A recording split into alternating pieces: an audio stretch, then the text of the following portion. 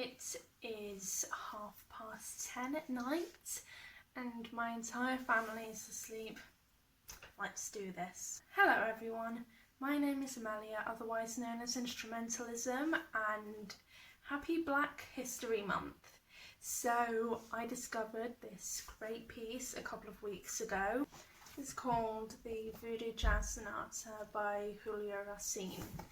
Julio Racine is a Haiti composer who died a couple of weeks ago, and yeah. Is someone up? Are they up still?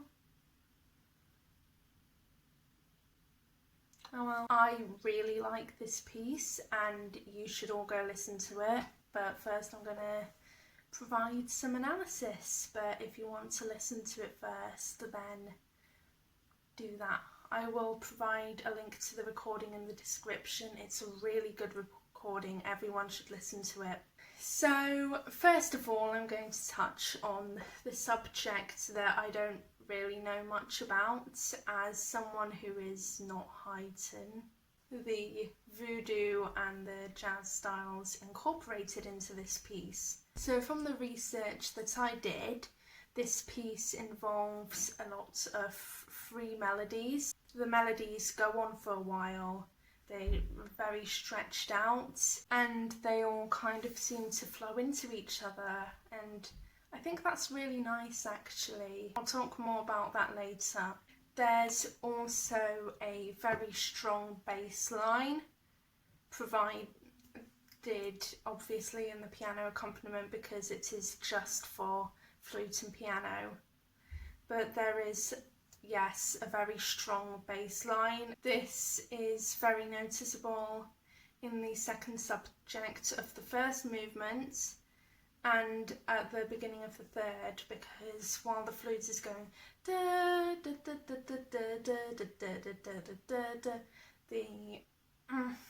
the piano is going da da da da da da da da da da da, and that is very similar to a lot of Haitian voodoo music. Speaking of rhythms, there are a lot of dotted rhythms and polyphonic rhythms at the same time.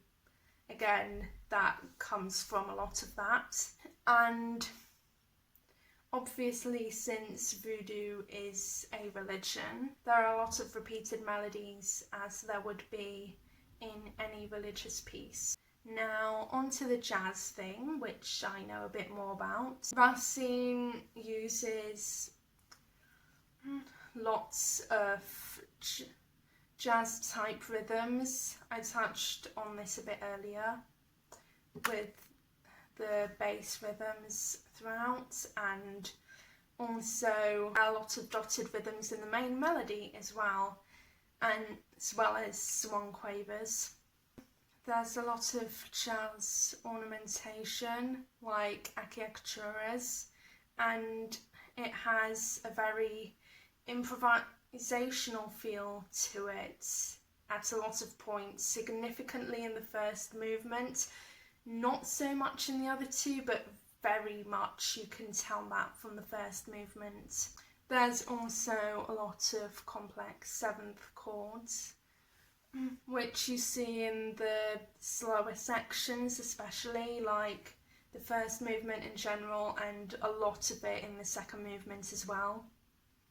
And I always really like seventh chords because they always provide a really nice type of dissonance to the piece, and that shows especially with this type of music. And obviously there's a lot of overlap in between voodoo music and jazz music, but the fact that he's taken something so simple and wrapped it with something so complex is a really it's just great. Doing that is one of the best things in a composition. So yeah, the piece itself, structurally very fluid, when I listen to it, I can't really like put a set structure on it because it's just structurally very fluid like that, especially in the first movement. The second movement is more of an ABA section. I think the third movement is like kind of a rondo, but at the same time not really. It's just repeating a lot of motifs. The two things that are the real crowning glories of this piece are the colour changes. They're extremely well written, they're very fluid. You see this a lot in the third movement. I think the third movement might be the best one because of this reason. It's just the way that it changes mood so well. It's just really, he's a really good composer. It's a shame that he died. In addition to that, modulations are a really big part of composition. I might make a video about them at some point, but I think however nice just like cadences are, I also think it's really nice to modulate chromatically, because modulations are mainly there to change colour and change the mood and create suspense in a piece. So I think the best way to do that is to make it surprising. And if you can do that and also be really fluid in it, then you have a really good piece. Rachmaninoff does this a lot in the piano concerto.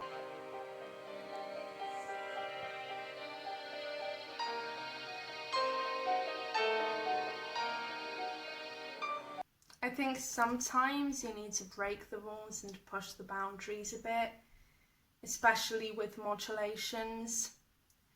And that is what he does here.